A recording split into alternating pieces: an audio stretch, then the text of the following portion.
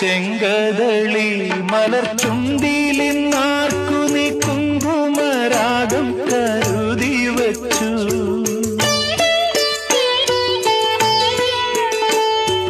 തൊഴുതു മടങ്ങുമ്പോൾ പൂവളപ്പൂവിഴി മറ്റേതു ദേവനെ തേടി വന്നു.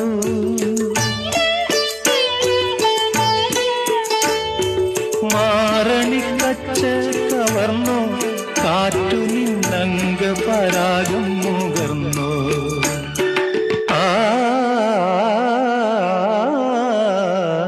ചന്ദനലേപ സുഗന്ധം ചൂടിയതാരോ കാറ്റോ കാമിനിയോ.